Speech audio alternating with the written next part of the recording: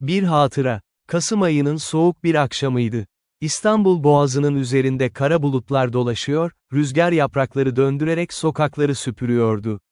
Ahmet Bey, Beyoğlu'ndaki evinin penceresinden dışarı bakarken, geçmişin bir hatırası zihnine öyle bir çöktü ki sanki yıllar önce yaşadığı o acı olayı daha dün yaşamış gibi hissetti. 55 yaşlarında, saçları ağarmış, yüzünde hayatın izlerini taşıyan bu adam, gençliğinde oldukça farklı biriydi. Kimse onun geçmişindeki karanlık sırrı bilmiyordu. Mahallede saygın bir insan olarak tanınırdı. Komşuları onu nazik, yardımsever ve dürüst bir kişi olarak görürdü. Ancak içinde taşıdığı yük, vicdanını her gün biraz daha kemiriyordu. O akşam, karısı Fatma Hanım mutfakta akşam yemeğini hazırlarken, oğlu Mehmet üniversite derslerine çalışıyordu. Her şey normal görünüyordu. Ama Ahmet Bey'in kalbinde bir fırtına kopuyordu. Çünkü o gün, tam 30 yıl önce, hayatının en büyük hatasını yapmıştı. Gençliğinde askerlik arkadaşı olan Hasan'la çok yakın bir dostlukları vardı. İkisi de aynı köyden gelmiş, aynı okullarda okumuş, her şeyi birlikte paylaşmışlardı. Hasan, Ahmet'ten daha zeki, daha çalışkan bir delikanlıydı. Herkes onun parlak bir geleceği olduğunu söylerdi. Ahmet ise orta halli, sıradan bir gençti. İçinde gizli bir kıskançlık taşırdı, ama bunu kimseye belli etmezdi. O yıllarda, ikisi de aynı genç kıza aşık olmuştu. Ayşe, mahallenin en güzel kızıydı. Siyah saçları, ela gözleri ve zarif duruşuyla her erkeğin dikkatini çekerdi. Ama Ayşe'nin gönlü Hasan'daydı. Bu durum Ahmet'in içini yakıyordu. Her gece yatağında dönüp durur, neden o? Neden ben değil, diye sorar dururdu kendine. Bir gün, Hasan önemli bir sınava hazırlanıyordu. Bu sınav onun hayatını değiştirecek, İstanbul'da iyi bir işe girmesini sağlayacaktı. Ahmet, kendi gelecek kaygılarından çok, Hasan'ın başarısının Ayşe'yi kazanmasını kolaylaştıracağını düşünüyordu. İçindeki karanlık ses her geçen gün biraz daha güçleniyordu. Sınav gününden bir hafta önce, Hasan Ahmet'e güvenerek önemli belgelerini ona emanet etmişti. "Kardeşim," demişti Hasan, "bu belgeler olmadan sınava giremem. Sen benim en güvendiğim insansın. Bunları sakla, sınav gününde getirirsin." Ahmet o belgeleri aldığında, içinde tuhaf bir his vardı. Elinde tuttuğu zarfın içinde Hasan'ın tüm geleceği duruyordu. O gece evine döndüğünde, zarfı masasının üzerine bıraktı ve uzun uzun baktı. Saatler geçti. Gece yarısı olmuştu. Bir anda kendini dışarıda, köprünün üzerinde buldu. Zarfı eline aldı ve bir an duraksamadan boğazın karanlık sularına fırlattı. Belgelerin suya düştüğü anı hiç unutamadı. Sanki kendi vicdanını o sulara gömmüştü. O gece eve döndüğünde titriyor, terliyordu. Ama içindeki o karanlık ses, "Artık Hasan sınavı kazanamayacak, İstanbul'a gidemeyecek, Ayşe de senin olacak," diye fısıldıyordu. Ertesi gün Hasan çılgın gibi aramaya başladı belgeleri. "Ahmet, nereye koydum ben o zarfı? Sen görmedin mi?" diye sordu. Ahmet soğukkanlılıkla yalan söyledi, "Hayır, ben görmedim. Belki başka bir yere koydun." Hasan sınava giremedi. Hayatının en önemli fırsatını kaybetti. Bir süre sonra köye geri döndü, küçük bir dükkan açtı ve orada yaşamaya devam etti. Ayşe ise bir süre sonra başka biriyle evlendi. Ahmet'in planı da işe yaramamıştı sonunda. Ahmet, bu olaydan sonra İstanbul'a geldi, çalışmaya başladı ve yıllar içinde kendine bir hayat kurdu. Fatma Hanım'la evlendi, bir oğlu oldu. Ama o gece attığı zarfın hatırası hiç aklından çıkmadı. Her köprüden geçişinde, her denize baktığında, o anı hatırlardı. Yıllar geçtikçe Hasan'ın akıbetini öğrendi. Köyde yaşayan yaşlı halam görmüş, anlattı, "Hasan, zavallı Hasan. O sınavı kazansaydı kim bilir ne olurdu. Şimdi köyde günlük kazanıyor, çocukları bile okula gönderemiyor." Bu sözleri duyan Ahmet, o gece uyuyamadı. Vicdanı onu ele güne rezil ediyordu. Kendi oğlu Mehmet'in üniversitede okuduğunu, iyi bir geleceğe sahip olduğunu düşündükçe, Hasan'ın çocuklarının halini hayal ediyor ve içi yanıyordu. "Ya ben o belgeleri yok etmeseydim," diye düşünüyordu. Hasan şimdi İstanbul'da iyi bir işte çalışıyor, çocukları okuyor olabilirdi. "Ben bir insanın hayatını mahvettim. Ve bunca yıl sustum, hiç pişman olduğumu göstermedim." Şimdi pencereden dışarı bakarken, bütün bu düşünceler aklına geliyordu. 30 yıl boyunca bu sırrı taşımıştı. Kimseye söylememişti. Ama artık dayanamıyordu. İçindeki yük o kadar ağırlaşmıştı ki. Ahmet Bey, o akşam yemekte hiçbir şey yemedi. Karısı endişeyle sordu, bir şey mi oldu? Çok dalgınsın bugün. Hayır, bir şey yok, dedi Ahmet. Ama gözlerindeki hüzün her şeyi anlatıyordu. Yemekten sonra odasına çekildi. Masasının çekmecesinden eski bir defter çıkardı. Bu deftere yıllar boyunca duygularını, düşüncelerini yazmıştı. Sayfaları çevirdi ve o geceye dair yazdıklarını buldu. 15 Kasım 1995. Bu gece bir şey yaptım. Kötü bir şey. Ama geri dönemem artık. Belki bir gün pişman olurum. Belki de bu yaptığım beni sonsuza dek rahatsız eder. Ama şu an, şu dakika, sadece Ayşe'yi düşünüyorum. Satırları okurken gözyaşları döküldü. O genç, aptal, bencil delikanlı kendisiydi. Şimdi yaşlı bir adam olmuştu. Ama o genç delikanlının yaptığı hata hala peşini bırakmıyordu. O gece bir karar verdi. Hasan'ı bulacak, her şeyi itiraf edecekti. Belki Hasan onu affetmezdi, belki herkes onun gerçek yüzünü öğrenirdi, ama artık bu yükü taşıyamazdı. Vicdan huzuru için her şeyi göze alacaktı. Ertesi sabah erkenden kalktı. Karısına, köye gideceğim, eski bir arkadaşımı ziyaret edeceğim, dedi. Fatma Hanım şaşırdı, köye mi? Ne zamandır gitmedin ki oraya? Çok uzun zaman oldu, dedi Ahmet. Ama artık gitmeliyim. Yapacak bir işim var. Otobüse bindi. Yol boyunca pencereden dışarı baktı.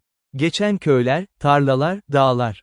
Her şey çocukluğundan tanıdıktı. Ama şimdi her şey farklı görünüyordu. Sanki o genç adam değildi artık, bambaşka biri olmuştu. Köye vardığında öğleden sonraydı. Sokaklar eskisinden daha bomboştu. Birçok genç göç etmiş, büyük şehirlere yerleşmişti. Sadece yaşlılar ve çok az sayıda genç kalmıştı köyde. Hasan'ın dükkanını sordu. Eski bir adam, şu aşağıda, caminin yanında, dedi. Ama bugünlerde pek açmıyor dükkanını. Hastalanmış, evde dinleniyor. Ahmet'in kalbi hızla çarpmaya başladı. Hasan hastaysa, acaba ona söylese dayanabilir miydi? Ama geri dönemezdi artık. Bu yolu çoktan seçmişti. Hasan'ın evine vardığında kapıyı bir kadın açtı. Hasan'ın karısıydı. Buyurun, dedi kadın, kimi arıyorsunuz? Ben Ahmet, dedi. Hasan'ın eski arkadaşıyım. Onu görmek istiyorum. Kadının yüzünde bir tanıma ifadesi belirdi. Ahmet Bey mi? Hasan sizden bahsederdi. Buyurun içeri. İçeri girdiğinde, köşede bir koltukta oturan Hasan'ı gördü. 30 yıl geçmişti aralarında. Hasan da iyice yaşlanmıştı. Saçları dökülmüş, yüzü kırışmış, bedeni zayıflamıştı. Ama gözleri hala aynı ışıltıyı taşıyordu. Ahmet mi, dedi Hasan. Sesi titrekti. Sen misin gerçekten? Evet, benim, dedi Ahmet. Yanına oturdu. İki eski dost bir süre sessizce birbirlerine baktılar. Hasan'ın karısı çay getirdi ve odadan çıktı. Ahmet ile Hasan baş başa kalmışlardı. Ahmet, içindeki fırtınayla boğuşuyordu. Nasıl başlayacaktı, neyi söyleyecekti? Hasan, dedi sonunda, ben sana bir şey söylemek için geldim. Söyle kardeşim, dedi Hasan. Bunca yıldan sonra geldin buraya, önemli bir şey olmalı. Ahmet derin bir nefes aldı. O sınav, o belgeler, hatırlıyor musun? Hasan'ın yüzü buruştu. Nasıl unuturum? Hayatımın dönüm noktasıydı o belgeleri kaybettiğim için sınavı kazanamadım. Her şey değişti sonra. Ahmet'in sesi kesildi. Gözyaşları gözlerinden süzülmeye başladı. Ben o belgeleri kaybetmedin Hasan. Ben onları yok ettim. Hasan dondu kaldı. Sanki duyduklarına inanamıyordu. Ne dedin, diye sordu. Ben o belgeleri aldım ve denize attım, dedi Ahmet. Artık gözyaşlarını tutamıyordu. O gece, kıskançlıktan, bencillikten, aptallıktan. Senin geleceğini çaldım. Ayşe'yi kazanmak için, seni mahvetmek için. Ama hiçbir şey kazanmadım. Sadece senin hayatını mahvettim ve kendi vicdanımı öldürdüm. Sessizlik çöktü odaya. Hasan, Ahmet'e bakıyordu. Gözlerinde şaşkınlık, öfke, acı. Her şey vardı. 30 yıl, dedi Hasan. Sesi titriyordu. 30 yıl boyunca senin yüzünden. Çocuklarım okula gitmedi. Ben bu küçük dükkanda çürüdüm, karım ve ben yokluklarla boğuştuk. Ve ben İstanbul'da rahat bir hayat yaşadım, dedi Ahmet. Ama hiç mutlu olmadım. Her gün, her gece, senin yüzünü gördüm. Vicdanım beni rahat bırakmadı. O yüzden buradayım. Senden af dilemek için değil, çünkü hak etmiyorum. Sadece gerçeği söylemek için. Artık bu yükü taşıyamıyorum. Hasan yerinden kalktı. Pencereye yürüdü ve dışarı baktı. Uzun bir süre hiçbir şey söylemedi. Ahmet arkasında oturmuş, bekliyordu. Hasan'ın ne yapacağını, ne söyleyeceğini bilmiyordu. Sonunda Hasan döndü. Yüzünde garip bir ifade vardı. Ne tam öfke, ne tam üzüntü. Karmaşık bir duygu karışımı. "Biliyor musun Ahmet," dedi. "Yıllarca kendimi suçladım. Nasıl bu kadar dikkatsiz oldum? Nasıl o belgeleri kaybettim, diye. Kafamı duvarlara vurdum. Gece uyuyamadım. Sonra zamanla kabullendim. Kader buymuş, dedim. Ama şimdi öğreniyorum ki kader değilmiş. Sen yapmışsın bunu. En yakın arkadaşım, kardeşim dediğim insan. Biliyorum, dedi Ahmet. Affedilemez bir şey yaptım. Ama artık susamamdım. Söylemem gerekiyordu. Hasan tekrar koltuğuna oturdu. Başını ellerinin arasına aldı. "Şimdi ne yapacağım bu bilgiyle?" diye sordu. "Sana kızacağım. Seni dövecek halim yok. Seni affedecek miyim? Bilmiyorum. 30 yıl geçmiş. Çok geç artık." "Haklısın," dedi Ahmet. "Çok geç. Ama en azından gerçeği biliyorsun artık. Belki bu sana bir şekilde yardımcı olur. Belki. Belki ne?" dedi Hasan. Sesinde acı bir ironi vardı. "Belki şimdi daha iyi hissederim mi? Hayatımı geri mi alacağım?" İkisi de sustular. Odada ağır bir sessizlik vardı. Saatin tik-tak sesi bile rahatsız ediciydi. Sonunda Hasan konuştu. "Sen de çok acı çekmişsin, değil mi?" Ahmet başını kaldırdı. "Evet," dedi. "Her gün." "İyi," dedi Hasan. "Çünkü öyle olmalıydı. Ama bak Ahmet, ben sana bir şey söyleyeceğim. Hayat garip. Ben o sınavı kazanmasam da, burada bir hayat kurdum. Belki zengin olmadım, belki İstanbul'da yaşamadım. Ama bir ailem oldu, çocuklarım oldu. Çok mu mutlu oldum? Hayır. Ama hiç mutlu olmadım mı? O da değil. Hasan, bırak konuşayım, dedi Hasan. Senin yaptığın korkunç bir şeydi. Ama ben seni affetmesem de, artık geçmişte kalmış bir şey bu. 30 yıl önce oldu. O genç Ahmet'i affetmem zor. Ama şimdiki Ahmet'i, burada oturup ağlayan bu adamı. Sanırım anlıyorum. Ahmet'in gözyaşları yeniden akmaya başladı. "Hasan, ben. Dedi Hasan. "Yeterli. Artık konuşmayalım bu konuda. Geldin, itiraf ettin, vicdan rahatladı mı bilmem ama en azından benden saklanan bir şey kalmadı." İkisi bir süre daha sessizce oturdular. Sonra Hasan, "Gel," dedi, "çay içelim. Karım güzel börek yapar. Biraz yiyelim, eski günlerden konuşalım." Ahmet şaşırdı. "Eski günlerden mi?" "Evet," dedi Hasan. Yüzünde hafif bir gülümseme vardı. "Hepsi kötü değildi ki. Çocukluğumuz, okul günlerimiz. O zamanlar saf ve mutluyduk. En azından biraz o günlere dönelim." Hasan'ın karısı böreklerle geldi. Üçü birlikte yemek yediler. Ahmet ve Hasan eski anıları konuştular. Çocuklukları, ilkokulda yaşadıkları olaylar, askerlik günleri. Ahmet, Hasan'ın nasıl bu kadar hoşgörülü olabildiğini anlamıyordu. Kendisi Hasan'ın yerinde olsaydı, büyük bir öfkeye kapılırdı. Ama Hasan sakin, hatta bazen güler yüzlüydü. "Hasan," dedi Ahmet bir ara, "sen nasıl böyle sakin kalabiliyorsun? Sana çok büyük bir kötülük yaptım." Hasan düşündü. "Biliyor musun Ahmet, hayat bana çok şey öğretti. Öfke, kin, intikam. Bunların hiçbiri bize mutluluk getirmiyor. Ben senin yaptığını affetmek zorunda değilim. Ama kendim için, kendi huzurum için, bırakmalıyım gitsin bu acıyı. Yoksa ben de senin gibi 30 yıl daha acı çekerim." Bu sözler Ahmet'e çok dokundu. Hasan sadece kendisine değil, aynı zamanda kendine de merhamet gösteriyordu. Akşam olduğunda Ahmet kalkmak için hazırlandı. "Gidiyorum," dedi. "Teşekkür ederim Hasan. Beni dinlediğin, bana bu kadar hoşgörülü davrandığın için." "Git," dedi Hasan. "Ama unutma, geçmiş geçmişte kaldı. Sen de kendi hayatını yaşa artık. Vicdanın rahatlamışsa, o zaman bu ziyaret boşa gitmemiştir." İkisi kucaklaştılar. 30 yıl sonra, iki eski dost, birbirlerine sarılmıştı. Ahmet, Hasan'ın sıcaklığını hissederken, içindeki yük biraz daha hafifler gibi oldu. Ahmet köyden ayrılırken, içi garip bir duyguyla doluydu. Hala suçlu hissediyordu, ama aynı zamanda bir parça hafiflemişti de. Hasan'ın hoşgörüsü ona umut vermişti.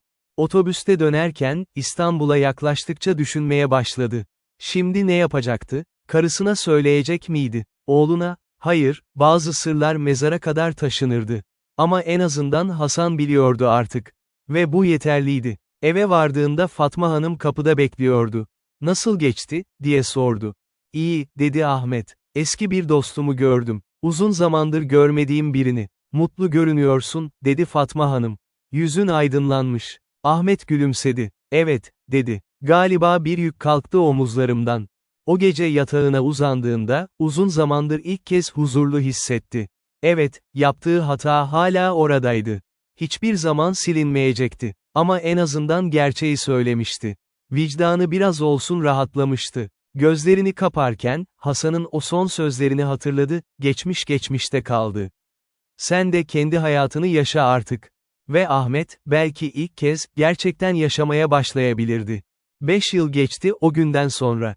Ahmet Bey 60 yaşını geçmişti. Emekli olmuştu. Mehmet üniversiteden mezun olmuş, iyi bir işe girmişti. Hayat devam ediyordu. Bir gün posta kutusu N'dan bir mektup aldı. Zarfı açtığında, içinden eski bir fotoğraf düştü. Fotoğrafta iki genç delikanlı vardı. Kendisi ve Hasan. Askerlik döneminden bir fotoğraf.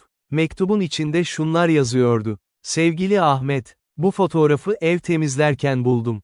Baktığımda, ne kadar genç olduğumuzu hatırladım. O zamanlar her şey çok basitti. İyi ve kötüyü, doğru ve yanlışı kesin çizgilerle ayırırdık. Yaşlandıkça öğrendim ki hayat o kadar basit değilmiş. İnsanlar hata yapar. Büyük hatalar. Sen de yaptın. Ama en azından itiraf ettin. Bu cesaret ister. Bilmeni istiyorum ki, seni affettim. Tamamen değil belki, ama çoğunlukla. Çünkü kin taşımak çok yorucu. Ve biz ikimiz de artık yaşlandık. Bırakalım geçmişi geçmişte. Bu fotoğrafı sana gönderiyorum. Bir hatıra olsun. O genç delikanlıları hatırla. İkimiz de çok şey yaşadık, çok şey öğrendik. Sağlıcakla kal kardeşim. Hasan." Ahmet mektubu okurken gözyaşlarını tutamadı. Fotoğrafa baktı. O iki genç adam, şimdi yaşlı iki adama dönüşmüştü. Ama aralarındaki bağ, her şeye rağmen, hala duruyordu. Mektubu özenle katladı ve çekmecesine koydu. Fotoğrafı ise cüzdanına yerleştirdi. Her baktığında, hem suçunu hem de affedilişini hatırlayacaktı. Ve belki de hayat buydu.